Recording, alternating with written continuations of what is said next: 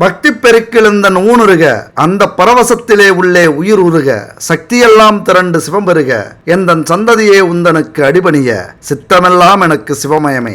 ஓம் நம சிவாய. என் அன்பு கன்னிராசி நண்பர்களுக்கும் தோழிகளுக்கும் பிள்ளைகளுக்கும் பெரியோர்களுக்கும் வணக்கம். இந்த வீடியோவில் நம்மளை படைச்ச இந்த பிரபஞ்சத்துக்கிட்டையும் கடவுள்கிட்டையும் நமக்கு காவலா இருக்கிற குலதெய்வத்துக்கிட்டையும் எப்பொழுதுமே நம்ம கஷ்டப்படும் போது, துன்பப்படும் போது, வேதனைப்படும் போது, இந்த பூமியில ஏன் பிறந்தோம் அப்படின்னு நினைக்கும் போது, வாழ்வா சாவா, நம்மளே நம்மளை மாற்றிக்கலாமா அப்படின்னு முடிவெடுக்கும் போது நம்ம குமரி குமரி வெந்து தணிந்து இந்த கேள்விகளை நம்ம கேட்போம். இறைவா ஏன் எங்களுக்கு இந்த கதி அப்படிங்கிற கேள்விகளை நம்ம கேட்போம். அப்ப நமக்கான பிரபஞ்சமும் கடவுளும் கிரகங்களும் எப்பொழுதுமே நம்ம காக்குமா, நம்மளை தூக்கி விடுமா, துன்பங்களிலிருந்து மீட்குமா அப்படிங்கறத பத்திலாம் இந்த வீடியோவில் நம்ம தெளிவா பார்க்க போறோம். கடைசி வரைக்கும் ஸ்கிப் பண்ணாம பாருங்க. கண்டிப்பா இப்ப நம்ம வாழ்ந்துட்டு இருக்கிற நரக வாழ்க்கையிலிருந்து உங்களை கண்டிப்பா மீட்டு கொடுக்கும் இந்த வீடியோ. அதுக்கு முன்னாடி உங்க கூட இந்த விஷயத்தை நான் பகிர்ந்துக்கிறேன். இது ஒரு விளம்பரம் தான். இங்க நம்ம வாழ்க்கையில எவ்வளவோ பொருட்கள் கடையில வாங்குறோம். அது கலப்படம் இல்லாம தரத்தோட நியாயமான விலையில இருக்கா அப்படின்னா அது சந்தேகம் தான். ஆனா இந்த நம்பருக்கு கான்டாக்ட் பண்ணுங்க. 9043368826. Good baby. பல விதமான பூஜை பொருட்கள் இருக்கு. பஞ்சகாவிய விளக்கு, பஞ்சகாவிய சாம்பிராணி, அகர்பத்தி, அதுபோல பஞ்சதீப எண்ணெய், இவங்க செக்குல ஆட்டின எண்ணெய்களை வச்சு தீப எண்ணெய் பயன்படுத்திட்டு இருக்காங்க. 9 விதமான பூஜை பொருட்களை கலந்து பச்சரிசியால கோலமாவு கட்டி, கோலமாவு பவுடரு, இவங்க இயற்கையான தானியங்களை வச்சு பல விதமான லட்டு செஞ்சு கொடுக்குறாங்க. இப்படி பல பூஜை பொருட்கள் இவங்கள்ட்ட இருக்கு. கடவுள் தானே அப்படின்னு கலப்படமான பொருளை நம்ம வாங்கி பயன்படுத்தும் போது அதற்கான முழு பலனை நம்ம அனுபவிக்க முடியாது. கண்டிப்பா கலப்படம் இல்லாம தரத்தோட பாரம்பரியமான முறையில செய்யப்பட்ட புதுமையான பூஜை பொருட்களும் அதுபோல பாரம்பரியமான முறையில் தயாரிக்கப்பட்ட உணவுப் பொருட்களும் இவங்க செஞ்சு கொடுத்துக்கிட்டு இருக்காங்க. உங்களுக்கு நம்பிக்கை இருக்கும் பட்சத்தில் இவங்கள்ட்ட கான்டாக்ட் பண்ணி இந்த பொருளை வாங்கி பயன்படுத்தி பாருங்க. கண்டிப்பா உங்களை திருப்திப்படுத்தும். நம் எண்ண அலைகள் நல்லவையாக இருப்பின் நன்மையும், தீயவையாக இருப்பின் தீமையும் நமக்கு நடக்க செய்கிறது. நம்ம வாழ்க்கையில வெற்றி, தோல்வி, சுக துக்கங்களுக்கு நம்முடைய எண்ணங்களே முதல் காரணம். எல்லாம் வல்ல இந்த பிரபஞ்ச சக்தி எதை கேட்டாலும் தரும். இதை எவர் ஒருவர் பரிபூரணமாக நம்புகிறாரோ அவர் எதிலும் வெற்றி மேல் வெற்றி பெற்று எல்லா வளங்களும் நலன்களும் பெறுகிறார். இதுதான் இந்த பிரபஞ்ச விதி. இந்த விதிய உங்களுடைய உயிர் மூச்சா எப்பொழுதுமே வச்சுக்கீங்க. தயவு செஞ்சு அலட்சியப்படுத்தாதீங்க. நீங்க எப்படி ஒவ்வொரு செகண்டும் நம்ம மூச்சு விடுறோமோ அதுபோல இந்த விதியை உங்க மனசுல ஆழமா பதிய வச்சுக்கீங்க. பரிபூரணமா நீங்க நம்பினால் உங்கள் மனதின் ஆழத்தில் இதை பதிய வச்சுக்கீங்க. இப்ப நம்ம விஷயத்துக்கு வருவோம். சரி, இதுவரைக்கும் நம்ம கடவுள் தான் கை கொடுப்பார், குலதெய்வங்கள் கை கொடுக்கும், இஷ்ட தெய்வங்கள் கை கொடுக்கும் அப்படின்னு நம்ம சொல்லியிருப்போம். ஆனா பிரபஞ்சம் எப்படி கை கொடுக்கும் இதை பத்தி நிறைய பேருக்கு புரியாது. முதல்ல பிரபஞ்சத்துக்கும் ஜோதிடத்துக்கும் என்ன சம்பந்தம்? கடவுளை விட பிரபஞ்சம் பெருசா? சில பேருக்கு புரியாது. சில நேரத்துல நம்ம புரியாத சப்ஜெக்டை பத்தி பேசுறோமோ அப்படிங்கிற எண்ணங்கள் எனக்கு தோன்றும். என்னன்னா, எளிய முறையில பேசுறது அது ஒரு முறை. என்னை பொறுத்த வரைக்கும் சும்மா நீங்க நல்லா இருப்பீங்க, நல்ல தொழில் செய்வீங்க, நல்லா வேலை செய்வீங்க, குடும்பம் நல்லா இருக்கும், அல்லது வேலையில பிரச்சனை வரும் இப்படின்லாம் சொல்லிட்டு போகாம எந்த இடத்துல எந்த அதிபதி இருக்கிறார், எந்த இடத்துல கிரக அமைப்பு இருக்கு, எந்த இடத்துல இருந்தா என்ன பலன், எப்படி அதை நீங்க சரி பண்ணணும், இப்படி இடத்தையும் கிரக அமைப்பையும் அதிபதிகளையும் அதனுடைய பாவங்களையும் அதுக்கேத்த கோச்சார பலன்களையும் சொல்றதுதான் என்னுடைய ஜாதக அமைப்பு. நான் சொல்லக்கூடிய விஷயங்கள். சில பேர் டைரக்டா நீங்க நல்லா இருப்பீங்களா, எந்த நேரத்துல என்ன பிரச்சனை வரும், அப்படி போங்க அப்படின்னு சொல்லுவாங்க. சில பேர் இடத்தை சொல்லி நம்ம சொல்லும் போது சில புரிதல் இருக்கும். அந்த அமைப்புக்கான அந்த விஷயத்தை சொல்லும் போது புரிதல் இருக்கும். அதனாலதான் அப்படி சில முக்கியமான விஷயங்களை நான் சொல்லி அதாவது இந்த அதிபதி இங்க இருக்காரு, இந்த கிரகம் இங்க இருக்கு, இந்த கிரகம் இங்க இருக்கிறதுனால இந்த சோதனைகள் வரும், இதை நம்ம சரி பண்ண போறோம், அப்படி நம்ம பேசுறது. சரி, இப்ப இந்த பிரபஞ்சம் இங்க இருந்து வருது அப்படின்னா கடவுள் அப்படின்னு எதை நீங்க நம்புறீங்களோ அதுதான் பிரபஞ்சம். பிரபஞ்சம்னு எது அறிவியல் சொல்லுதோ அதுதான் கடவுள். அதாவது ஆன்மீகம் அப்படிங்கிறது கடவுளும் பிரபஞ்சம் அப்படிங்கிறது அறிவியலும் அப்படின்னு நம்ம யோசிக்கலாம். இரண்டும் ஒன்றுதான், அதுதான் கடவுள். அப்ப இந்த பிரபஞ்சம் அப்படின்னா நட்சத்திரங்கள், கோள்கள், அதை சுற்றி வரும் இந்த சந்திரன்கள், இப்படி பல விஷயங்கள் இருக்கு நம்ம பிரபஞ்சத்துல. நம்முடைய கேலக்சில அப்படின்னு கூட சொல்லலாம். நம்முடைய கேலக்சியை மீறி எந்த ஒரு தாக்கமும் தாக்கமும் நமக்கு ஏற்படுத்தாது. நம்ம கேலக்சியில இருக்கிற 7 கிரகங்களும் அது கூட சேர்ந்து 2 மறைமுக கிரகங்களும் நமக்கு தாக்கத்தை ஏற்படுத்துது நம்ம வாழ்க்கையில். அதனாலதான் இந்த பிரபஞ்சம் இப்ப எப்படி செயல்பட போகுது அப்படின்னா, நம்ம கடவுள்கிட்ட கன்னிராசியை பொறுத்த வரைக்கும் கடவுள்கிட்ட வைக்கிற அந்த கேள்விகள், வேதனைகள், மனக்குமரல்கள் இதெல்லாமே பிரபஞ்சம் காதலையும் விழும். கடவுள் காதல மட்டும் இல்ல, இந்த பிரபஞ்ச காதலையும் விழும். அப்படி உங்களது மன வேதனை குரலை கேட்டதும் இப்ப பிரபஞ்சமே உங்களுக்கு கை கொடுக்க வந்திருக்கு. அல்லது ஒருவேளை கை கொடுக்க வரணும் அப்படின்னா நம்ம என்ன செய்யணும்? முதல்ல நீங்க கேட்கிற கேள்விகள் என்ன? இந்த கேள்வியை சிலர் கேட்பீங்க, எல்லாரும் பத்தியும் எங்களுக்கு புரியும், எங்களால புரிஞ்சிக்க முடியுது, இவங்க நல்லவங்களா கெட்டவங்களா, நமக்கு நல்லது செய்வாங்களா கெட்டது செய்வாங்களா, பார்த்த உடனே புரிஞ்சுக்கிறோம். ஆனா அதை நாங்க வெளிப்படுத்துறது இல்ல. பெருந்தன்மையா விடும்போது அவங்களே நமக்கு ஏமாற்றம், துரோகம், பிரச்சனைகளை கொடுக்கறவங்களா இருக்காங்க. ஏமாந்தாலும் அதை நாங்க வெளியே காட்டிக்கிறது இல்ல. அவங்க மனசு வருத்தப்படக்கூடாது இல்ல. நம்ம ஏமாந்ததாகவே இருக்கட்டும், ஆனாலும் அவங்களுக்கு நாங்க உதவிதான் செஞ்சுக்கிட்டு இருக்கோம். இதுதான் கன்னிராசி. அப்ப இந்த காலகட்டத்தில் மனிதர்களை புரிந்து கொள்ளக்கூடிய காலகட்டம் இது. ஒருத்தரை பார்த்த உடனே புரிஞ்சுப்பீங்க, கணிச்சிருவீங்க. ஆனா இனிமே அவங்கள்ட்ட எப்படி நடந்துக்கணும் அப்படிங்கறத பிரபஞ்சம் உங்களுக்கு சொல்லிக் கொடுக்க போகுது. எப்பொழுதுமே சில பேர் என்ன தெரியுமா பண்ணுவோம் வாழ்க்கையில, நம்ம போய் ஒருத்தவங்கள்ட்ட கடன் கேட்டோம்னா, அப்படியா சரி நாளைக்கு வா நான் கேட்டு சொல்றேன் அப்படிம்பாங்க. நாளைக்கு போனா நான் கேட்கணும்னு நினைச்சவரு ஊர்ல இல்ல, எப்படி நாளைக்கு வந்துருவாப்ல, நான் கேட்டு வைக்கிறேன். அடுத்தது மறுநாள் போகும்போது ஊருக்கெல்லாம் வந்துட்டாரு, ஆனா நான் வீட்டுக்கு போகும்போது ஆள் இல்ல, நாளைக்கு வாய. மறுநாள் போனோம்னா ஆளை பார்த்துட்டேன், நான் கேட்டுட்டேன், ஆனா அவர் நாளைக்கு சொல்றேன் அப்படின்னு இருக்காரு. நாம தேவைக்காக உதவி கேட்க போய் அந்த தேவைக்கான நேரமும் முடிஞ்சிடும். அதுக்கப்புறம் அந்த பணம் வந்தா என்ன வராட்டி என்ன, ஒரே வார்த்தையில முடியும் முடியாது சொல்லிட்டா நம்ம அடுத்தவங்களை பார்க்கலாம். இப்ப நீங்க என்ன பண்ணணும் அப்படின்னா, நீங்க சொல்ற வார்த்தைகள், நீங்க கேட்கக்கூடிய பணம் கொடுக்கிற மனநிலையில இருக்காரா இல்லையா, நீங்க கேட்கக்கூடிய உதவிய கேட்கறவங்க கொடுக்கிற நிலையில இருக்காங்களா இல்லையா, இப்படி ஒவ்வொரு விஷயத்துக்கும் நீங்க பொருத்தி பார்த்துக்குங்க. ஒரு இடத்துல போய் வேலை கேட்கறீங்க, வேலை கொடுக்கறதுக்கு அவங்க மனசு விருப்பப்படுறாங்களா இல்ல ஈர்த்தடிக்கிறாங்களா, டைரக்டாவே அவங்கள்ட்ட கேட்டுருங்க. விருப்பம் இல்லைன்னா விட்டுருங்க, விருப்பம் இருந்தா வேலை கொடுங்க, விருப்பம் இல்லைன்னா உதவி பண்ண வேணாம், பண உதவி. விருப்பம் இருந்தா உதவி பண்ணுங்க. அதுபோல நம்ம கிட்ட ஒருத்தவங்க உதவி கேட்க வராங்க அப்படின்னா, உங்களுக்கு கொடுக்கணும், உதவி பண்ணணும், எந்த ஒரு விஷயமாக இருந்தாலும் விருப்பம் இருந்தா அதை நீங்க செய்யுங்க. இல்லைன்னா அவரை புரிஞ்சுக்கிட்டு டைரக்டாவே சொல்லிடுங்க. அப்படி சொல்ல வைக்கும் இந்த பிரபஞ்சம். உங்களை மாத்திடும் சுத்தமா. ஏன்னா அந்த அளவுக்கு வேதனைப்பட்டிருக்கீங்க, அனுபவப்பட்டிருக்கீங்க. அடுத்த கேள்வி என்ன வரும் அப்படின்னா, உயிர் மட்டும்தான் உடம்புல இருக்கு, பெத்த பிள்ளைங்க கூட கூட பிறந்தவங்க கூட முதுகுல குத்துறாங்க, தாங்கிக்கவே முடியல, என்ன ஒரு ஏணியா பயன்படுத்திக்கிட்டு தள்ளி விடுறாங்க, இப்படி ஒரு வேதனை. பொதுவாவே கன்னிராசி அப்படின்னா நட்புக்கும் உறவுகளுக்கும் உயிரே கொடுக்கிறவங்க. ரொம்ப ஆசை, ஒரு உறவை எப்போதுமே கஷ்டப்படுத்த மாட்டீங்க, ஒரு அபூர்வமா பார்ப்பீங்க, நமக்கு கிடைச்ச உறவு அவ்வளவு பெரிய உறவு அப்படின்ட்டு. யாராவது நம்ம வீட்டுக்கு வந்தாங்க, சில பேர் வீட்டுக்கு வந்தாங்கன்னா எதுக்கோ வராங்க, சில பேர் ஏனோ தானோன்னு பேசிட்டு அனுப்பிடுவோம். ஆனா நீங்களா இருந்தீங்க அப்படின்னா, ஐயா வாங்க வாங்க வாங்க, அண்ணா வாங்க, அப்பா பெரியப்பா வாங்க, பெரியம்மா வாங்க, நல்லா இருக்கீங்களா, வாங்க உட்காருங்க, வீட்டுல எல்லாம் நல்லா இருக்காங்களா, தம்பி நல்லா இருக்கானா, அண்ணா நல்லா இருக்காங்களா, அண்ணி நல்லா இருக்கா, சின்னம்மா சித்தி, இப்படி பாசமழை பொழிந்து அவங்களை அப்படியே திக்கு முக்கால வச்சிருவீங்க. அந்த நட்புன்னா என்ன, உறவுன்னா என்ன, அதனுடைய மகத்துவம் என்ன அப்படின்னு புரிஞ்சுக்கிட்டவங்க கன்னிராசி. எதிரியே வந்தாலும் சரி, தண்ணி கொடுத்து டீ கொடுத்து நலம் விசாரிச்சு நீங்க செய்யறதெல்லாம் பார்த்து கோபத்துல வந்தாலும் சரி, கொல்றதுக்கே வந்தாலும் சாந்தமாயிடுவாங்க. அந்த உறவுகளை அப்படி ஒரு மதிப்பு மரியாதை கொடுப்பீங்க அந்த உறவுகளுக்கு. அந்த உறவுகளால தான் உங்க வாழ்க்கையில நடக்கக்கூடிய மாற்றங்கள் அதிகம். ஏன்னா எப்பொழுதுமே சொல்லுவாங்க, உறவுகள்கிட்ட ஒரு அளவோட பழகணும் அப்படின்ட்டு. அதுதான் நமக்கு இல்லையே, உசுரை கூட கொடுக்க தயங்க மாட்டோமாச்சே. அப்படி இருக்கும்போது தான் நமக்கு துரோகங்கள், அதை தாங்கக்கூடிய வலிமை நம்ம கிட்ட இல்லை.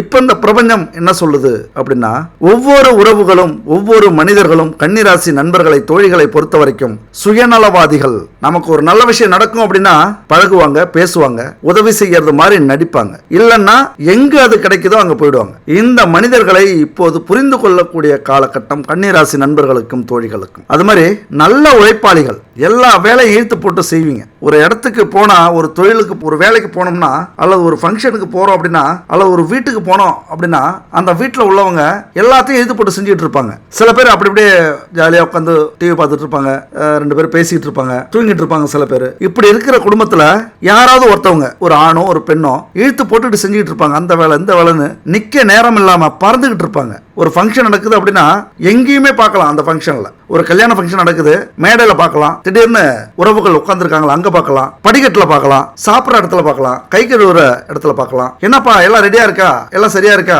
எதுவும் குறை இல்லையே அப்படின்னு கேட்கிற இடத்துல பார்க்கலாம். எல்லா இடத்துலையும் இருக்கக்கூடியவர்கள் எந்த குறையும் வச்சிடக்கூடாது யாருக்கும் அப்படின்னு எல்லாத்தையும் இழுத்து போட்டு செய்யக்கூடிய உள்ளம் தான் இந்த கன்னி ராசி. இங்க அவங்களுக்கே தெரியும், இந்த கேட்கறாங்களா சாப்பிட்டீங்களா இங்க போய் உட்காருங்க, அப்படி கேட்கப்படுறவங்க யாருன்னு அவங்களுக்கே தெரியும், நல்லவங்களா கெட்டவங்களா அப்படின்னு. ஆனா அவங்க மனசு கூட கோணாம அவங்கள வழி நடத்துவார்கள். அதுதான் கன்னிராசி. ஆனா எவ்வளவு செஞ்சாலும் அப்படி இழுத்து போட்டு செய்வாங்க. கடைசியா மறுநாள் பார்த்தா அவங்க மேல ஒரு குத்தம் வரும். அந்த ஃபங்க்ஷன்ல இப்படி பண்ணிட்டாங்க, இப்படி பண்ணிட்டா, இப்படி பண்ணிட்டாரு, இவங்க மேலே குத்தம் வரும். இது என்னடா கொடுமை? அது நாய்ப்படாத பாடுபட்டாலும் கடைசியில கெட்ட பேர். எவ்வளவு பெரிய கொடுமையா இருக்கும். யமனை மட்டும்தான் நான் பார்க்கல, சாவுடைய நுனி வரைக்கும் போயிட்டு வந்துட்டோம். நாங்க பார்க்காத துன்பம் இல்ல, நாங்க பார்க்காத துரோகம் இல்ல, நான் பார்க்காத கஷ்டம் இல்ல அப்படின்னு சொல்லுவாங்க. அதுதான் கன்னிராசி. ஆனா ஒரு விஷயத்தை மட்டும் நீங்க புரிஞ்சுக்கணும். இவ்வளவு செய்றீங்கல்ல, அதாவது ஒரு ஃபங்க்ஷனை பத்தி பேசுறேன் அப்படின்னா எல்லா விஷயத்திலையும் நீங்க இதை பொறுத்திக்கிங்க.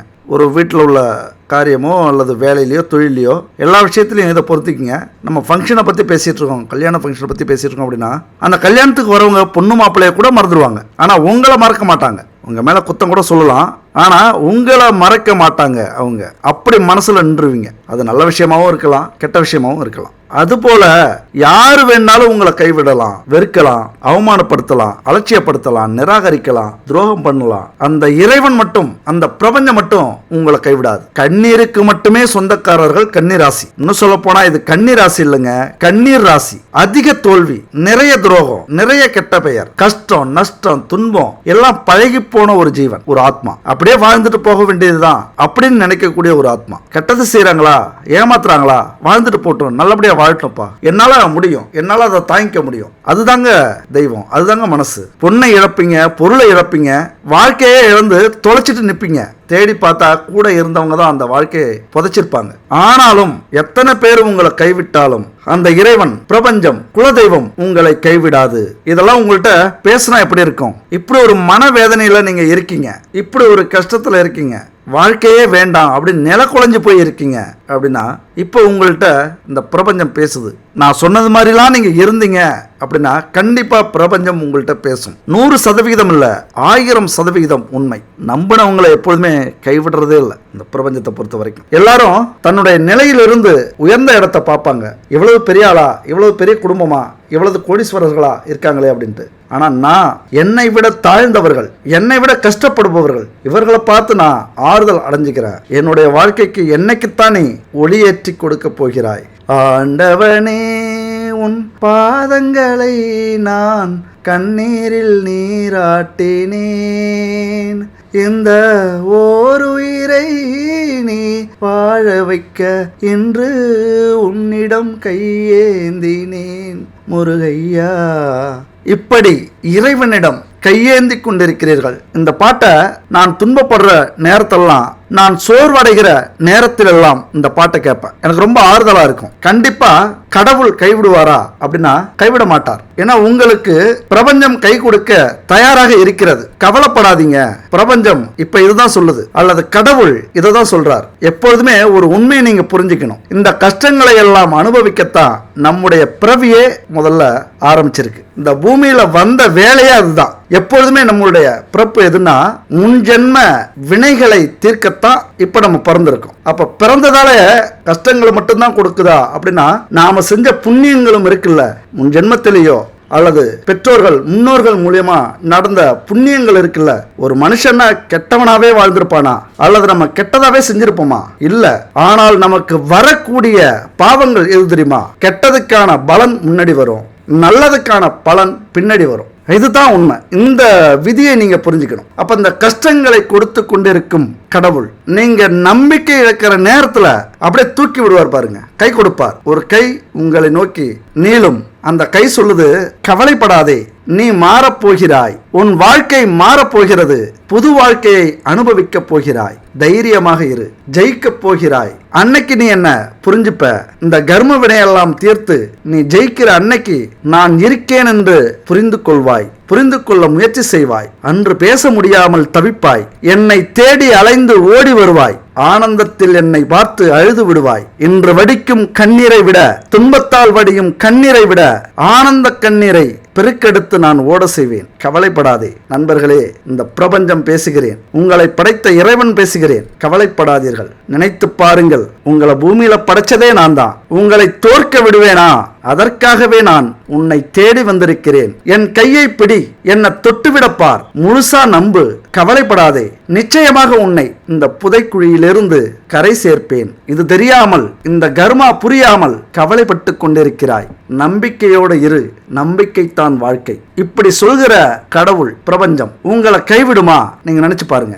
யாரையுமே நீங்க நம்ப வேண்டாம். நம்மை படைத்த பிரபஞ்சத்தை நம்புங்க. நம்ம பெத்தவங்க நமக்கு துரோகம் என்னைக்குமே செய்ய மாட்டாங்க. 1000ல் 1 துரோகம் செய்பவர்களாக இருப்பார்கள். அது அவர்களுடைய கர்ம வினை. 999 பேர் பெத்தவங்க அல்லது பிள்ளைகளுக்கு துரோகம் நினைக்கவே மாட்டாங்க. அதை விட 1000 மடங்கு உயர்ந்த கடவுள் பிரபஞ்சம் நம்மளை கைவிடுமா? நம்மளை படைக்கிறதுக்கு எவ்வளவு கஷ்டப்பட்டிருக்கோம் இந்த பிரபஞ்சம். யோசிச்சு பாருங்க. இதெல்லாம் ஒரு விதி, இது ஒரு ஃபார்முலா, இது ஒரு டிசைன். அப்படியே அப்பா அம்மா இணைஞ்ச உடனே நம்ம பிறந்துட்டோம் அப்படின்னு நினைச்சிடாதீங்க. இந்த பிரபஞ்சத்துக்கு பெரிய பங்கு இருக்கு. முன்ஜென்ம பாவங்களை சுமந்து, புண்ணியங்களை சுமந்து, உங்களை சரியான பெற்றோர்களுக்கு பிறக்க வைத்து, அந்த பாவ மூட்டைகளை, அந்த புண்ணிய மூட்டைகளை உங்களுக்குள்ளார இறக்கி வைக்கணும். பிரபஞ்சத்துக்கு பெரிய வேலை இருக்கு. இந்த ரகசியத்தை நீங்க புரிஞ்சுக்கிட்டீங்க அப்படின்னா உங்களுக்கு மன வருத்தமே வராது. பரிகாரங்களை நம்பிக்கையோட முயற்சி பண்ணும்போது இந்த பிரபஞ்சத்தோட நீங்க தொடர்பு கொள்றீங்க. நம்பிக்கையோட நீங்க தொடர்பு கொண்டீங்க அப்படின்னா கண்டிப்பா உங்களை கைவிடாது. பெத்தவங்க கைவிட்டுருவாங்க வாழ்க்கையில, நம்மளவங்க கைவிடலாம், நண்பர்கள் கைவிடலாம், ஆனால் பிரபஞ்சம் உங்களை கைவிடாது. நம்பிக்கை தான் முக்கியம். அடுத்து பார்த்தோம்னா மனுஷ வாழ்க்கையில இது ரொம்ப பெரிய ஒரு விஷயம். ஏதாவது ஒரு துன்பம் வந்துச்சுன்னா கதறோம், வேதனைப்படுறோம், வருத்தப்படுறோம். இறைவனே இருக்கியா இல்லையாங்கிற சந்தேகம் நமக்கு வந்துடும். ஒரு மன திருப்திக்காக தான் இறைவனை வணங்குறோம், நம்புறோம் அப்படிங்கிற எண்ணங்கள் வந்துடும். அப்ப வாழ்க்கையில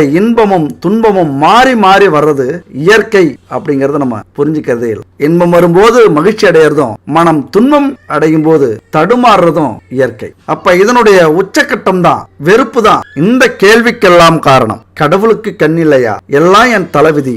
என்ன பாவம் செய்தேனோ? எந்த பாவமும் செய்யாத எனக்கு மட்டும் ஏன் இப்படி நடக்குது? நான்லாம் ஏன் பிறந்தேன்? இப்படி பல வார்த்தைகளை போட்டு நம்ம புலம்புறோம். அது உங்களுக்கும் பொருந்தும், எல்லா கஷ்டங்களுக்கும் இது பொருந்தும். பல பேருடைய ஆதங்கம் என்னன்னு பாத்தீங்கன்னா, எல்லாரும் நல்லா இருக்காங்க, எல்லாரும் சந்தோஷமா இருக்காங்க, நம்ம மட்டும் ஏன் இப்படி இருக்கும்? கெட்டவங்க எல்லாம் நல்லா இருக்காங்க, எந்த பாவமே செய்யாத நம்ம மட்டும் ஏன் இப்படி இருக்கும்? அப்படிங்கிற ஒரு ஆதங்கம் நமக்கு வர்றது இயற்கை தான். ஆனா இந்த ஒரு விஷயத்தை நீங்க ஆணித்தரமா புரிஞ்சுக்கங்க அன்பு நண்பர்களே, தோழிகளே. தர்ம சாஸ்திரப்படி, நியதிப்படி ஒருத்தர் தெரிஞ்சும் தெரியாமலும் புண்ணியம் செஞ்சா அதுக்கு தக்க பலன் கண்டிப்பா உண்டு. அது மாதிரி தெரிந்தும் தெரியாமலும் செய்யக்கூடிய பாவங்களுக்கும் தக்க பலன் உண்டு. ஆக கர்ம வினைக்கேற்ற பலன் நமக்கு நிச்சயம் உண்டு அப்படிங்கிறத 100% நீங்க நம்பி ஆகணும். பிரபஞ்ச விதியில இது ஒரு முக்கியமான விதி. நாம என்ன செய்யறோமோ அது நமக்கு திருப்பி கிடைக்கும் அப்படிங்கிறது புரியக்கூடிய விதி. அப்ப இந்த விதியானது அரசன் முதல் ஆண்டி வரைக்கும் எல்லாருக்குமே பொருந்தும். நீ, நான், ஏழை, பணக்காரன், ஆண், பெண், நல்லவன், கெட்டவன், மனிதன், விலங்கு, இப்படிலாம் எதுவுமே இல்லை. எல்லாத்துக்குமே இந்த விதி பொருந்தும். அப்ப இதுக்கெல்லாம் காரணம் என்னன்னா, பூமியில பிறக்கிறதுக்கு காரணம் இதுதான். நம்ம ஏன் பூமியில பிறந்தோம் அப்படிங்கறத காரணம் நீங்க தெரிஞ்சுக்கிட்டீங்க அப்படின்னா கண்டிப்பா இந்த இன்பம் துன்பத்துக்கெல்லாம் நீங்க துவளவே மாட்டீங்க, கலங்கவே மாட்டீங்க. நம்முடைய முற்பிறவியில செய்த பாவ புண்ணியம் தான் இதுக்கு காரணம். அதனால இந்த பூமியில நம்ம பிரச்சனைகள் இருக்கா, குழப்பங்கள் இருக்கா, துன்பங்கள் வருதா, அப்ப அதை நினைச்சு வருத்தப்பட்டு இன்னும் மேலும் மேலும் துன்பத்தை நம்ம உருவாக்கிக்கிறத விட இது இயற்கை, நம்முடைய கர்ம வினை, இதிலிருந்து கடப்பது எப்படி அப்படின்னு யோசிக்கிறது தான் புத்திசாலித்தனம். இப்ப அதுதான் நீங்க செஞ்சாகணும். இவ்வளவு கஷ்டங்கள் இருக்கு சரி, ஆனா அதுக்கான தீர்வை உடனே நீங்க கண்டுபிடிக்க தயாராகணும். அந்த துன்பத்திலே நம்ம உழல ஆரம்பிச்சிடக்கூடாது. அப்ப கண்டுபிடிச்ச உடனே டக்குன்னு செயல்பட ஆரம்பிச்சிட்டீங்க, செயல்படுத்தினீங்க அப்படின்னா இதுல இருந்து நம்ம விலக ஆரம்பிச்சிடலாம். கொஞ்சம் கொஞ்சமா விலகிறத உங்க கண்ணு முன்னாடி நீங்களே பார்ப்பீங்க. என் நண்பர்களே, ஒரு மனுஷன் அல்லது நாம இந்த பூமியில பிறக்கிறதுக்கு காரணம் முற்பிறவில செய்த பாவ புண்ணியம் தான் காரணம். அதை அனுபவிக்கத்தான் நம்ம இந்த பூமியில பிறந்திருக்கோம். ஏன்னா அந்த குறை இருந்துகிட்டே இருந்ததுன்னா நம்முடைய ஆத்மா அடுத்த பிறவி எடுத்து அந்த பாவ புண்ணியங்களை சரி செய்யக்கூடியது. அதனாலதான் நம்ம பூமியிலே பிறக்கிறோம். அதனாலதான் நம்ம பூமிக்கு இன்னொரு பேர் இருக்கு, தர்ம கர்ம அப்படிங்கிற பேர். ஒரு ஆத்மா தன்னுடைய கர்ம சொத்தாக எதை நினைக்குது அப்படின்னா, சொத்து, காமம், செல்வம், இதுல புண்ணியங்களோ பாவங்களோ இந்த மூன்றால தான் நமக்கு கர்ம வினைகள் தொடருது. அப்ப இந்த மூணும் எதனால வருது? நம்முடைய முற்பிறவியால அல்லது நம்முடைய தந்தை தாய் வழி கர்ம வினை, இவர்களாலே நமக்கு இந்த கர்ம வினை ஏற்படும். அதனாலே நம்ம கஷ்டப்பட வேண்டியது இருக்கும், துன்பப்பட வேண்டியது இருக்கும், அந்த வினை கடனை அடைக்க வேண்டியது இருக்கும். இதை நீங்க ஆழமா தயவு செஞ்சு புரிஞ்சுக்கணும். அப்ப புரிஞ்சுக்கிட்டீங்க அப்படின்னா உங்க வாழ்க்கையில எவ்வளவு பிரச்சனைகள், எதிர்ப்புகள், நஷ்டங்கள், கடன்கள், பிரிவினைகள், விபத்துகள், ஏளனங்கள், அவமானங்கள், நோய்கள், துன்பங்கள், துயரங்கள், இது எல்லாமே எதுக்கு வருது அப்படின்னு புரிஞ்சுப்பீங்க.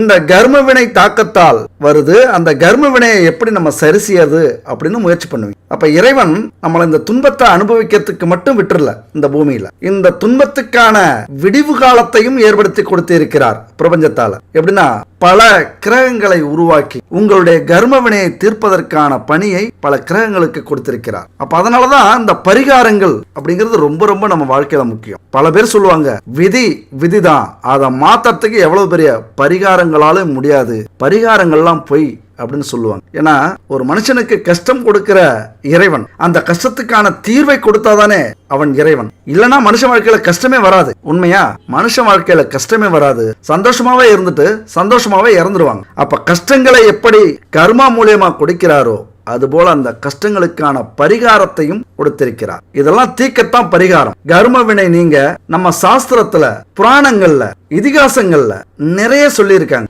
அந்த வகையில பார்த்தோம்னா கர்ம வினை பாதிப்பு நம்முடைய ஜாதகத்துல எந்த வகையில தொடருதோ அதை தெரிஞ்சுக்கிட்டு அதுக்கேற்ற கிரகங்களுக்கு நம்ம பரிகாரங்களை செய்யும் போது கண்டிப்பா நம்மளால அந்த பிரச்சனையிலிருந்து, கர்ம வினையிலிருந்து மீள முடியும். இதை முதல்ல நீங்க நம்பணும். முதல்ல இங்க நிறைய பேர் கடவுள், பிரபஞ்சம், நமக்கு மேல ஒரு சக்தி இருக்கு அப்படிங்கறதே நம்புறதில்ல. நம்ம ஏதோ ஆகாயத்திலிருந்து நம்ம குதிச்சிட்டோம், அப்படி இருந்தா கூட அந்த ஆகாயம் தான் பிரபஞ்சம். நீங்க எப்படி எந்த வேரின் நுனியை பிடிச்சாலும் அங்க இருப்பது இறைவன் தான். அந்த வகையில பார்க்கும்போது எந்த அளவுக்கு உங்க வாழ்க்கையில கஷ்டங்கள் அப்படிங்கிறது ஒரு விஷயம் இருக்கோ அதற்கான பரிகாரங்களும் உண்டு, அதற்கான தீர்வுகளும் உண்டு. அப்ப பரிகாரங்கள் அப்படின்னா நீங்க ஏதோ லட்ச லட்சமா செலவு பண்ணணும், கோவில்லே படுத்திருக்கணும், நம்ம சூழ்நிலைக்கு என்ன முடியுதோ அப்படி நம்ம செய்யலாம். ஆன்மீக தலம் காசிக்கு போக முடியுமா, போலாம். அல்லது நம்ம வீட்டு பக்கத்துல ஒரு கோவில் இருக்கா, பாரம்பரியமான கோவில், போலாம். அல்லது பாத யாத்திரை ஏதோ ஒரு கோயிலுக்கு மாலை போட்டுட்டு போறோமா, போலாம். திருவண்ணாமலை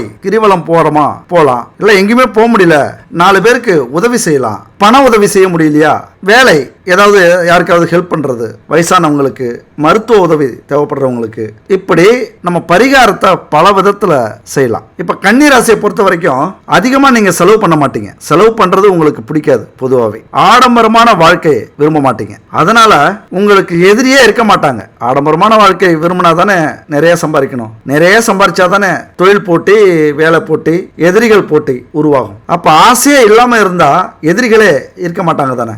ஆனா இங்க உங்களுக்கு எதிரிகள் இல்ல, ஆனா துரோகிகள் உண்டு. எப்பொழுதுமே நம்ம மனுஷனை பொறுத்த வரைக்கும் என்ன தெரியுமா, ஒரு மனுஷன் சந்தோஷமா இருந்துடக்கூடாது. சந்தோஷமா இல்லையா நிம்மதியா இருந்துடக்கூடாது. நிம்மதியா இல்லையா பிரச்சனையே இல்லாம அமைதியா இருந்துடக்கூடாது. இப்படி கண்ணை உறுத்தும் நம்முடைய செயல்கள். எப்படி இருந்தாலும் நம்ம மனுஷங்களுக்கு, கூட இருக்கிறவங்களுக்கு அல்லது உறவினர்களுக்கு, நம்ம ஊருக்காரவங்களுக்கு, நம்ம எது செஞ்சாலும் நிம்மதியா மட்டும் இருந்துடக்கூடாது. ஏதோ பிரச்சனையோட நம்ம சிக்கி தவிக்கணும். அதுதான் அவங்க கண்ணுக்கு குளிர்ச்சியா இருக்கும். அவங்க 4 அறிவுரை சொல்லலாம், நம்மளை பத்தி 4 பேர்கிட்ட பேசலாம், அது பொழுது போகும். இங்க உங்களுடைய இந்த செலவு செய்யாம, ஆடம்பரமான வாழ்க்கை இல்லாம அமைதியான வாழ்க்கை, 4 பேருக்கு உதவி செய்யறது, 4 பேரை கவனிச்சுக்கிறது, 4 பேருக்காக வாழறது, இந்த குணமே அடுத்தவங்களுக்கு வயிற்றெரிச்சலை உருவாக்கும். உங்க பேர்ல கெட்ட அபிப்பிராயங்களை ஏற்படுத்துவாங்க, புரளி சொல்லுவாங்க. அப்ப துரோகிகள் உண்டு. எதிரிகள் இல்லைனாலும் துரோகிகள் உண்டு. எதிரியை கூட நம்ம சமாளிச்சிடலாம் நேருக்கு நேரா. எந்த ஒரு பாதிப்பும் எதிரியால நமக்கு வராது. அப்படியே வந்தாலும் உயிர் போகும். ஆனா உசுரை வச்சு கொள்றவங்க துரோகிகள். அந்த துரோகிகள்கிட்ட மட்டும் நம்ம மாட்டிக்க கூடாது. அவர்களை இனம் கண்டு கொடுக்கும் இந்த பிரபஞ்சம். இந்த காலகட்டத்தில் கொஞ்சம் சிந்திச்சாலே உங்களுக்கு சிக்கிடுவாங்க. அது மாதிரி பெத்தவங்களை தெய்வமா நினைக்கிறவங்க கன்னிராசி. உடன் பிறந்தவங்களுக்காக நான் சொன்னது மாதிரி உசுரே கொடுக்கிறவங்க வச்சுக்கோங்க, உங்களுக்கு வர துணை கொடுத்து வைத்தவர்கள். அப்படி ஒரு நேசம், அதாவது அடுத்தவங்களுக்காக உங்களை பிரிவாங்களே தவிர உங்களுடைய பாசத்துல எந்த குறையும் இருக்காது, குணத்துல எந்த குறைவும் இருக்காது. எதிர்பார்ப்புல அதை வாங்கி கொடுங்க, இதை வாங்கி கொடுங்க, அது ஆணோ பெண்ணோ, அப்படி செய் இப்படி செய் அப்படின்னு அடிமைப்படுத்துற ஆணோ அப்படிலாம் இருக்காது. அடுத்தவர்களால் துணையை விட்டு நீங்க பிரிஞ்சாலும் உங்களுடைய குணத்துக்காகவும் அன்புக்காகவும் பிரியவே மாட்டீங்க. அது கணவனோ மனைவியோ அவங்க விருப்பத்துக்கு மாறா எதையுமே செய்ய மாட்டீங்க. அதே நேரத்தில் துணிவே துணை. உங்களுக்கு இந்த துணிவு தான் பெரிய தூண். அதுதான் நீங்க யாருக்கிட்ட ஏமாந்தாலும் சரி, யார் உங்களை எதுக்கும் போது பின்வாங்கினாலும் சரி, வேணும்னே ஏமாறுவீங்க.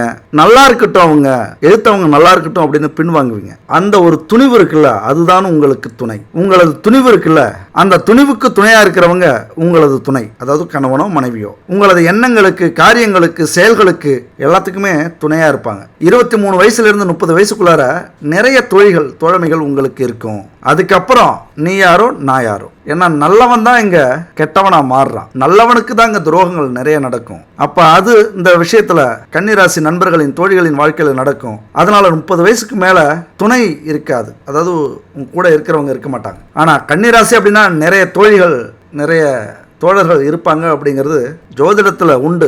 எல்லாரும் அப்படிதான் நினைக்கிறாங்க. ஆனால் துரோகிகள் அதிகரிக்கும் போது விலகிடுவீங்க. எப்படி தெரியுமா? மன்னிச்சு விட்டுட்டு விலகிடுவீங்க. ஒரு உண்மை தெரியுமா? இது சித்தர்கள் சொன்ன வாக்கு. கன்னி ராசிக்காரர்களுக்கு ஹாய் சொன்னால் கடவுளுக்கே ஹாய் சொன்னது மாதிரி. எதுலயோ படித்தேன், ஏதோ ஒரு புத்தகத்தில் படித்தேன், ரொம்ப ஷாக் ஆயிடுச்சு. அன்னையிலேருந்து யார் யா நீங்க, எனக்கே உங்களை பார்க்கணும் மாதிரி இருக்கே. அதாவது விஜயகாந்த் படத்தில் விஜயகாந்த் பிடிக்கிறதுக்காக வந்த போலீஸ்காரரே சொல்லுவார், எனக்கே உன்னை பார்க்கணும் மாதிரி இருக்கே அப்படின்ட்டு. அந்த மாதிரி இப்படி சித்தர்கள் சொன்னாங்க, சித்தர்களுடைய வார்த்தை இருக்கு அப்படின்னு கேட்கும்போது எனக்கே உங்களை பார்க்கணும் மாதிரி இருக்கு. உண்மையா மற்ற ராசிகளை விட கன்னி ராசியை பொறுத்த வரைக்கும் முயற்சியில ஈடுபாடு, ஆர்வம் அதிகமா இருக்கும். எந்த ஒரு வேலை எடுத்தாலும், தொழில் எடுத்தாலும், எதை தொடங்கினாலும் ஆர்வம் அதிகமா உங்களுக்கு இருக்கும். கையெல்லாம் கண்ணி போற அளவுக்கு உழைப்பீங்க. எந்த ஒரு குறையும் உங்களுக்கு இருக்காது அப்படின்னு பார்க்குறவங்க சொல்லுவாங்க. ஆனால் அதில் 1000 சங்கடங்கள் இருக்கும் உள்ளுக்குள்ளார. எப்பொழுதுமே புன்னகை. அறிவால் சிந்தித்து சுறுசுறுப்பால பல தடைகளை உடைக்கக்கூடிய வலிமை உங்களுக்கு உண்டு. உடல்ல வலிமை இருக்கோ இல்லையோ, ஆனா அறிவுல வலிமை இருக்கும். உங்கள் சிந்தனையில வலிமை இருக்கும். தன்னம்பிக்கையில வலிமை இருக்கும். சந்திரன் கன்னிராசிக்கு உச்சமா இருந்ததுன்னா நீங்க என்ன நினைக்கிறீங்களோ அது நடக்கும். பல மடங்கு. இப்படிலாம் பேசிட்டு இருக்க மாட்டீங்க. இந்த வீடியோவே முதல்ல நீங்க பார்க்க மாட்டீங்க. சந்திரன் கன்னிராசிக்கு உச்சமானால் நீங்க எது நினைச்சாலும் நடக்கும். பெண்கள் அல்லது ஆண்களுக்கு பெண்கள், பெண்களுக்கு ஆண்கள் உதவியா இருப்பாங்க, பெரிய உதவியா. அதே நேரத்தில் சந்திரன் நீச்சமானால் இப்ப நீங்க வீடியோ பார்த்துட்டு இருப்பீங்க. இப்ப நான் சொன்ன கஷ்டங்கள் எல்லாம் உங்களுக்கு இருக்கும். சீரான சிந்தனைகள் இருக்காது சந்திரன் நீச்சமானால். அதுபோல எதை நினைச்சாலும் தவறான யோசனையா தான் வரும். நீங்க நல்லது நினைப்பீங்க, அது தவறா போய் முடியும். உங்களது சகோதரர்கள் உங்களுக்கு தடையா இருப்பாங்க. இதெல்லாம் குறிச்சிக்கங்க. ஆமா இல்லையா கமெண்ட்ஸ்ல சொல்லுங்க. கன்னிராசியை பொறுத்த வரைக்கும் சிந்தனை எதுல அதிகமா இருக்கும் அப்படின்னா உதவி செய்யறதுல, ஆன்மீக பயணத்துல, தொழில்ல, வேலையில அதிகபட்சம் இந்த 4 விஷயங்கள்ல அதிக சிந்தனை உங்களுக்கு இருக்கும். அது மட்டும் இல்ல, வேலையை பத்தி, தொழிலை பத்தின கற்பனைகள் அதிகமா இருக்கும். அதனால குடும்பத்துல கொஞ்சம் பற்று இல்லாம இருப்பீங்க. அப்ப குடும்பத்துல பிரச்சனை வரும், வேலை நல்லா இருக்கும். இங்க என்ன பிரச்சனை அப்படின்னா, வேலை சரியில்லைன்னா கூட குடும்பத்துடைய ஆதரவு வேணும். ஆனா குடும்பம் இங்க பிரச்சனையில் நிற்கும். சந்திரன் நீச்சமானால் வேலை நல்லா இருக்கும். என்னதான் வேலை நல்லா இருந்தாலும், தொழில் நல்லா இருந்தாலும், பணம் காசு இருந்தாலும் குடும்பம் சந்தோஷம் இல்லைன்னா அது நிலைக்குமா? அப்படிதான் கன்னிராசிக்கு. கன்னிராசியில சந்திரன் நீச்சமாகி இருந்தால் உங்க ராசியில கண்டிப்பா அம்பாளை வணங்குங்கள். எல்லாருக்கும் தண்ணீர் சம்பந்தமான உதவிகள் செய்யுங்க. யாருக்கெல்லாம் தேவைப்படுதோ, அது விலங்குகளுக்கு இருந்தாலும் சரி, தாகத்துக்கு ஒரு வேலை செய்யறாங்க அல்லது வழியில போயிட்டு இருக்காங்க, நீங்களாவே கூப்பிட்டு தண்ணி கொடுங்க. முடிஞ்சா மோர் கொடுங்க. விலங்குகளுக்கெல்லாம் ஒரு பெரிய பாத்திரத்தில் கொண்டு வந்து தண்ணி வைங்க. வெளியில ஒரு நாய் குடிக்கட்டும், ஆடு மாடு குடிக்கட்டும், பூனை குடிக்கட்டும், காக்கா தண்ணி குடிக்கட்டும். அதுபோல நீர் சார்ந்த குழாய்கள், ஏரிகள், வாய்க்கால், ஆறு இதெல்லாம் சீர் பண்றதுக்கு உதவி செய்யுங்க.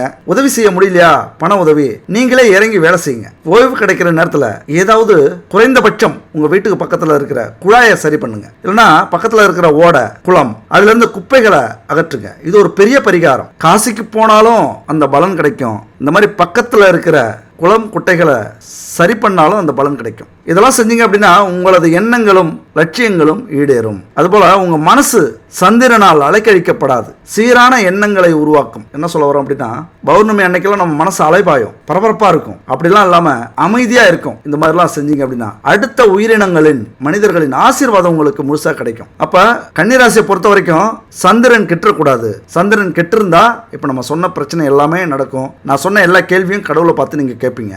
கடவுளே இல்லை அப்படிங்கிற முடிவுக்கே வந்துடுவீங்க. இன்னும் சொல்லப்போனால் தப்பி பிழைச்சோம் அப்படிங்கிற மாதிரி தற்கொலை வரைக்கும் கூட போயிருக்க வாய்ப்பு உண்டு. அப்போ இது மாதிரியான நேரத்தில் பரிகாரங்கள் அப்படிங்கிறது ரொம்ப முக்கியம். அப்படி பரிகாரங்கள் நீங்கள் செய்யலை அப்படின்னா அந்த அளவுக்கு கொஞ்சம் லூஸு அப்படின்னு சொல்ல ஆரம்பிச்சிருவாங்க எல்லாரும். புரியுதுங்களா? அப்படி நம்மளை இந்த பிரபஞ்சம் கொஞ்சம் தர்ம சங்கடத்துக்கு உள்ளாக்கிடும். அதே நேரத்தில் சந்திரன் பெண், அப்ப பெண்களுக்கு உதவி செய்யுங்க. கணவனை இழந்த பெண்களுக்கு, வயதான பெண்களுக்கு, கன்னி பெண்களுக்கு, அக்கா தங்கச்சி வயசு இருக்கிற பெண்களுக்கு, அதுபோல அக்கா தங்கச்சிகளை அவங்களுக்கெல்லாம் உதவி செய்யுங்க. சந்திரன் சந்தோஷப்படுவார். எவ்வளவு பெரிய தோஷங்கள் இருந்தாலும் அது நீங்கும். அது மட்டும் இல்ல, அடுத்த மாசம் வரக்கூடிய வரலட்சுமி விரதம் ரொம்ப அற்புதமான ஒரு நாள் வருது. இதமுற வாழ இன்னல்கள் நீக்கு புதன் பகவானை பொன்னடி போற்றி பதந்தந்தல் வாய் பன்னொழியானே உதவியே அருளும் உத்தமா போற்றி. இந்த ஸ்லோகம் உங்கள் ராசிக்கான அதிபதி புதன் பகவானுக்குரிய ஸ்லோகம் இது. அதனால இந்த ஸ்லோகத்தை சொல்லுங்க. புதன்கிழமையில சொல்லணும் அப்படின்னு தான் இல்ல, என்னைக்குமே வீட்டு பூஜை அறையில சொல்லுங்க. ஏன்னா உங்கள் ராசியை பொறுத்த வரைக்கும் இந்த ஸ்லோகமும் இந்த அதிபதியும் மிக முக்கியமானவர். அது மாதிரி கோவிலுக்கு போனீங்கன்னா இந்த ஸ்லோகத்தை சொல்லுங்க. 9 முறை சுத்தி வாங்க. மனசார வேண்டிக்கிட்டு சுத்தி வாங்க. உங்க கஷ்டங்களை சொல்லி கண்ணீர் வடிச்சு மனமுருகி வேண்டிக்கிட்டு வாங்க. நீங்க கேட்டதை எல்லாம் கொடுப்பார் இந்த புதன் பகவான். சந்திரனையும் மகிழ்ச்சி படுத்துவார். அற்புதமான ஒரு விரதம், பயன்படுத்திக்கங்க. பெண்களாக இருந்தீங்கன்னா வரலட்சுமி நோன்பு இருந்து முறைப்படி பூஜை செஞ்சு அன்னை மகாலட்சுமியை வரவேற்று உங்க வீட்டுல அந்த பூஜையில கலந்துகிற பெண்களுக்கு அந்த பொருட்கள்லாம் கொடுப்பாங்க தானமா. அதெல்லாம் கொடுத்தீங்க அன்னைக்கு அப்படின்னா கணவருக்கு நீண்ட ஆயுள், திருமணம் ஆகாத பெண்களுக்கு திருமணம், நல்ல கணவன், அதுபோல புகழ், செல்வம், இன்னும் சொல்ல போனா 16 வகையான செல்வம் அன்னைக்கு கிடைக்குமா. 16 வகை செல்வத்தையும் வழங்கக்கூடிய மகாலட்சுமி தேவியை நினைச்சு வரலட்சுமி விரதம் இருந்தீங்க அப்படின்னா எவ்வளவு கஷ்டங்கள் இருந்தாலும் அதெல்லாம் தீர்ந்து போகும். நான் என்ன சொல்றேன், எவ்வளவு துன்பங்கள் இருந்தாலும், பிரச்சனைகள் இருந்தாலும், கடன் பிரச்சனையா இருந்தாலும், குடும்ப பிரச்சனையா இருந்தாலும், குடும்ப பிரிவு இருந்தாலும் இந்த விரதத்தை முறையா இருங்க. இதை பத்தின விளக்கத்தை அடுத்த வீடியோல நான் விளக்கமா சொல்றேன், எப்படி இருக்கணும் அப்படின்ட்டு. முறையா இருங்க. அதுக்கப்புறம் உங்கள் வாழ்க்கை கண்டிப்பா மாறும். அத்தனை பிரச்சனைகளும் உங்கள் வாழ்க்கையில இருந்து விலகும். திருமணம் நடக்காதவங்களுக்கு திருமணம் நடக்கும். நல்ல கணவன் அமைவார்கள். கணவன் இருந்தால் ஆயுள் நீடிக்கும். 16 செல்வங்களும் நம்ம குடும்பத்துக்கு வரும். வரலட்சுமி விரதத்துல அவ்வளவு அற்புதங்கள் இருக்கு. வாழ்க்கை பூரா கஷ்டப்படுறதை விட அன்னைக்கு அந்த விரதம் இருந்து 4 பெண்களுக்கு அந்த தான பொருட்களை கொடுத்தோம் அப்படின்னா எவ்வளவு பலன் இருக்கு தெரியுங்களா? இதெல்லாம் யார் தெரியுமா செய்வாங்க? நல்லா பாருங்க, நல்லா புரிஞ்சுக்கிங்க. பெரிய பெரிய கோடீஸ்வரங்க வீட்டில் இதெல்லாம் நடக்கும். பணக்காரர்கள் வீட்டில் நடக்கும். அவங்களுக்கு அந்த உண்மை புரியும். அதை நல்லாவே புரிஞ்சுக்கிட்டவங்க அவங்க. அந்த வாழ்க்கையை நம்மளும் எடுத்தோம், அதில் நம்மளும் பயணித்தோம் அப்படின்னா கண்டிப்பாக நமக்கும் அவ்வளோ பெரிய செல்வங்கள், அவ்வளோ பெரிய பலன் நமக்கு கிடைக்கும். இந்த வரலட்சுமி விரதங்கிறது அற்புதமான விரதம். இந்த வரலட்சுமி விரதத்தில் கொடுக்குற தானமாக கொடுக்குற அந்த பொருட்கள் வேணும் அப்படின்னா இந்த நம்பருக்கு கான்டாக்ட் பண்ணுங்க. குட் பேபி 9043688626 இந்த நம்பருக்கு கான்டாக்ட் பண்ணி அந்த கிட்டு அவங்கள்ட்ட இருக்கு, புக் பண்ணிக்கங்க. அதை வாங்கி வரவங்களுக்கு கொடுங்க. அப்படியே உங்களுக்கு பக்கத்தில் கிடைக்குதா, தரமானதா கிடைக்குதா, சுத்தமானதா கிடைக்குதா அப்படின்னா பக்கத்துலேயே வாங்கிக்கிங்க. இல்லை தரம் சுத்தம் இதெல்லாம் நம்பிக்கை இல்லை, கலப்படம் இருக்கு அப்படின்னா இவங்கள்ட்ட வாங்கிக்கிங்க. அது மட்டும் இல்லை, பல பூஜை பொருட்கள் இருக்கு, வாங்கி பயன்படுத்தி பாருங்க. அடுத்தது, எவ்வளவு முயற்சி பண்ணாலும் கடன் குறையாம வளர்ந்துகிட்டே இருக்கு. கழுத்தை நெரிக்கிற கடன் இருக்கு. கடன் பிரச்சனையில சிக்கி தவிக்கிறோம், அதிலிருந்து மீள முடியல அப்படின்னு தவிக்கிறவங்களுக்கு இந்த பரிகாரம் அருமையா வேலை. ஒரே ஒரு விளக்கு பரிகாரம் தான். இதை செஞ்சாலே போதும். கடன் தீர்க்கும் பரிகாரங்கள்ல மிகவும் சக்தி வாய்ந்த பரிகாரம் இது. என்ன பண்றீங்க? திங்கட்கிழமை இரவு, அதாவது படுக்கிறதுக்கு முன்னாடி 27 மிளகுகளை எடுத்து ஒரு வெள்ளை துணியில முடிச்சு தலையணைக்கு அடியில வச்சு படுத்துக்குங்க. யாரு பேர்ல அதிக கடன் இருக்கோ அவங்க இந்த பரிகாரத்தை செய்யும். இந்த மிளகு முடிச்ச செவ்வாய்க்கிழமை காலையில எழுந்திருச்சு குளிச்சுட்டு வீட்டுல தீபம் தூபம் இதெல்லாம் செஞ்சு அந்த முடிச்ச கடவுள் முன்னாடி வச்சு நீங்க என்ன நினைச்சு வேண்டுகிறீங்களோ, எந்த பிரச்சனை தீரணுமோ, எந்த கடன் தீரணுமோ, யாருக்கு நீங்க எவ்வளவு பணம் கொடுக்கணுமோ அது தீரத்துக்கான வேண்டுதலை வைங்க. இறைவா, எனக்கு சரியான நேரத்துல இவர்கிட்ட இருந்து கடனை வாங்கி கொடுத்தீங்க, அதுக்கு ரொம்ப நன்றி. அவருக்கும் பெரிய நன்றியை நான் செலுத்துறேன். அதே நேரத்துல எனக்கு இந்த கடனை அடைக்க முடியல, அதற்கு ஒரு வழியை காட்டு. நான் நல்லா இருக்கணும்னு கொடுத்த அவருடைய மனசை கஷ்டப்படுத்தாம அந்த நன்றி உணர்வோட அவருடைய கடனை தீர்க்கறதுக்கு ஒரு வழியை காட்டு. உங்களுக்கு பிடிச்ச தெய்வம், குலதெய்வமோ இஷ்ட தெய்வமோ அல்லது எல்லாத்துக்கும் பெரியவர் சிவனோ, இந்த வேண்டுதலை வையுங்க. அதுக்கப்புறம் அந்த மிளகு முடிச்சிய காலையில சிவன் கோவில் எங்க இருக்குன்னு பாருங்க. அந்த சிவன் கோவிலுக்கு போயிட்டு ஒரு அகல்ல நல்லெண்ணெய், சுத்தமான நல்லெண்ணெய் வாங்கிக்கிங்க. கிடைக்கல அப்படின்னா இந்த ஸ்கிரீன்ல இருக்கிற நம்பருக்கு கனெக்ட் பண்ணுங்க. செக்கில் ஆட்டின எண்ணெய்களை வச்சுக்கிட்டு தீப எண்ணெய், பஞ்ச தீப எண்ணெய், வீட்டுக்கு உணவுக்கு எண்ணெய்கள் இப்படி இவங்க கொடுத்துக்கிட்டு இருக்காங்க. இவங்களை கான்டாக்ட் பண்ணி எண்ணெய் வாங்கிக்கிங்க. அது மட்டும் இல்ல, பூஜை பொருட்கள் என்னவெல்லாம் இருக்கோ எல்லாமே இவங்கள்ட்ட கிடைக்கும். முயற்சி பண்ணி பாருங்க. அப்ப இந்த சுத்தமான எண்ணெயை அந்த அகல்ல ஊத்தி அந்த அகல்ல அந்த மிளகு முடிச்ச வச்சு அந்த எண்ணெயில ஃபுல்லா முழுகணும். அந்த மிளகு முடிச்சு, அந்த மிளகு முடிச்சோட நுனிப்பகுதி இருக்குல்ல, அதை ஒரு திரி மாதிரி திரிச்சு அதுல தீபம் ஏத்துங்க, அதாவது விளக்க ஏத்துங்க. அந்த நேரத்துல முருகன் மந்திரத்தை மனமுருகி சொல்லுங்க, மனமுருகி வேண்டிங்க. இந்த மந்திரத்தை சொல்லும் போது நம்பிக்கையோட இந்த மந்திரத்தை சொல்லுங்க, பொறுமையா சொல்லுங்க. வாய்க்குள்ளார சொன்னாலும் பொறுமையா சொல்லுங்க. 27 முறையோ அல்லது 54 முறையோ அல்லது 108 முறையோ உங்களால எவ்வளவு எண்ணிக்கையில சொல்ல முடியுமோ இந்த மந்திரத்தை சொல்லுங்க.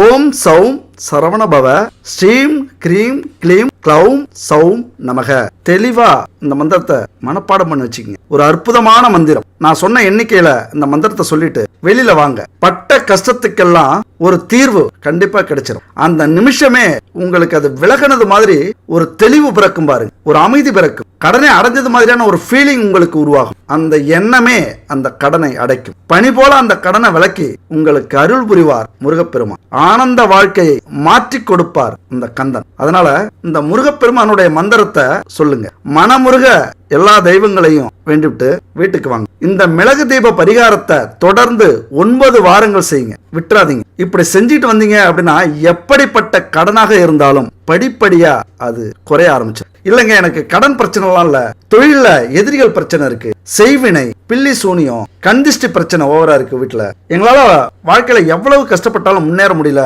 அப்படின்னு நினைக்கிறவங்க இதே பரிகாரத்தை செய்யுங்க. அந்த மனமுருகி கேட்கறீங்களா, அதற்கான பதில் கிடைக்கும். இந்த பரிகாரத்தை எப்ப தொடங்கணும் அப்படின்னா தேய்பிறை திதி அன்னைக்கு தொடங்குறது நல்லது. நம்ம மனுஷங்கள்ட்ட வாங்கின கடனுக்கு மட்டும் இல்ல இந்த பரிகாரம்ங்கிறது. சீட்டு எடுத்திருப்போம், இஎம்ஐ கட்டுவோம், பேங்க்ல லோன் வாங்கியிருப்போம். இந்த கடனை எல்லாம் சீக்கிரம் அடைக்கணும் அப்படின்னா இந்த மிளகு தீப பரிகாரம் மிக மிக முக்கியமான. இந்த பரிகாரத்தை செய்யுங்க. அது மாதிரி செவ்வாய்க்கிழமை கடனை அடைக்கிறதுக்கு ரொம்ப அற்புதமான நாள். நம்ம என்னைக்கு வேணாலும் கடனை கொடுப்போம். அப்படி எப்பொழுதுமே கொடுக்காம வாங்காம செவ்வாய்க்கிழமை அன்னைக்கு கடன் வாங்குங்க, செவ்வாய்க்கிழமை அன்னைக்கு கடனை கொடுங்க. எல்லாரும் சொல்லுவோம், ஏன் செவ்வாய்க்கிழமை பணம் கொடுக்க கூடாது வாங்க கூடாது அப்படின்னு சொல்றது தெரியுமா? மெயினா கொடுக்கறவங்க செவ்வாய்க்கிழமை கொடுக்க மாட்டாங்க. ஏன்னா அந்த கடன் உடனே அடைஞ்சிரும். இதுக்கு இதுதான் அர்த்தம். இதை புரிஞ்சிக்காம கடனை அடைக்கிறவங்களும் என்ன தெரியுமா பண்ணுவாங்க, செவ்வாய்க்கிழமை போய் கடனை கொடுக்க கூடாது, அது கடன் அப்புறம் நம்ம வாங்கிட்டே இருப்போம் அப்படின்னு சொல்லுவோம். அது உண்மை இல்லை. செவ்வாய்க்கிழமை வாங்குற கடனும் கொடுக்கிற கடனும், கடன் வாங்கினா சீக்கிரம் அடையும், கடன் கொடுத்தா மறுபடியும் கடன் வாங்க மாட்டோம். இதுதான் செவ்வாய்க்கிழமைக்கான அற்புதம்.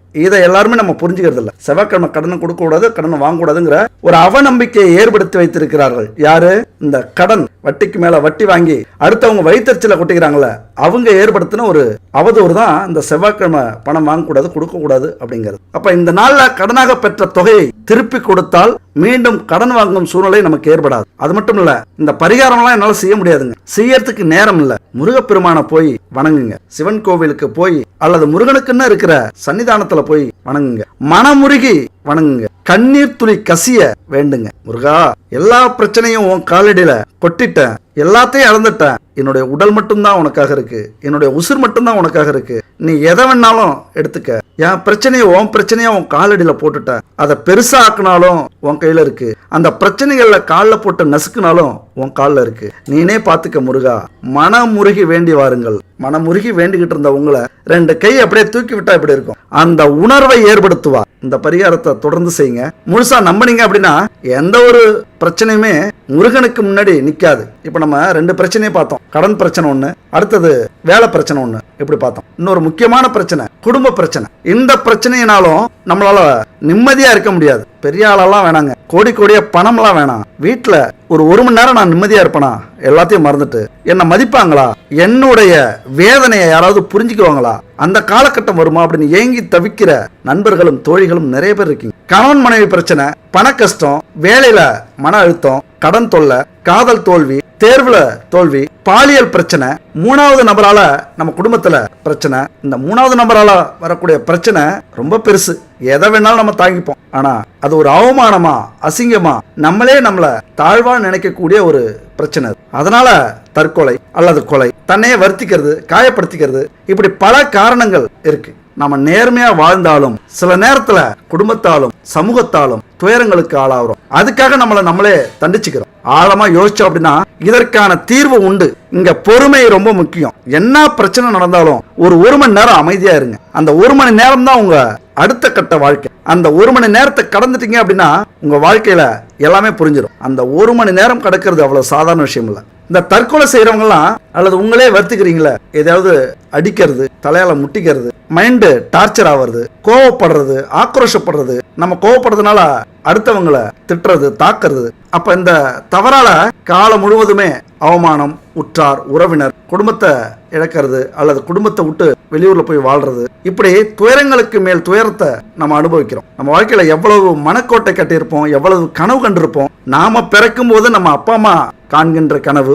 நாம குழந்தை பெத்துக்கும் போது நாம காண்கின்ற கனவு, கோட்டை, இதெல்லாம் கட்டி வச்சாலும் ஏதோ ஒரு பிரச்சனையில கோபத்துல தற்கொலை பண்ணிக்கிறோம் அல்லது அடுத்தவங்களை கொலை பண்றோம். இங்க என்ன விஷயம்னா, நம்மளை ஈண்டோருக்கும் நம்மளை சார்ந்தோருக்கும் தாங்க முடியாத இழப்பு ரொம்ப இது பெருசு. கண்ணதாசன் சொன்னது மாதிரி, வாழ நினைத்தால் வாழலாம், வழியாய் இல்லை பூமியில். அந்த ஒரு மணி நேரம் யோசிங்க, எவ்வளவு பெரிய கோபம் இருந்தாலும் சரி, இந்த உலகமே உங்களை அவமானப்படுத்திருச்சா, அந்த அவமானத்தை உங்களால தாங்க முடியலையா, அவ்வளவுதான் வாழ்க்கை அப்படின்னு நினைக்கிறீங்களா, அந்த ஒரு மணி நேரம் உங்கள் வாழ்க்கையை மாற்றும். பார்க்க தெரிந்தால் பாதை தெரியும், பார்த்து நடந்தால் பயணம் தொடரும், பயணம் தொடர்ந்தால் கதவு திறக்கும், கதவு திறந்தால் காட்சி கிடைக்கும், காட்சி கிடைத்தால் கவலை தீரும், கவலை தீர்ந்தால் வாழலாம், வாழ நினைத்தால் வாழலாம், வழியாயில்லை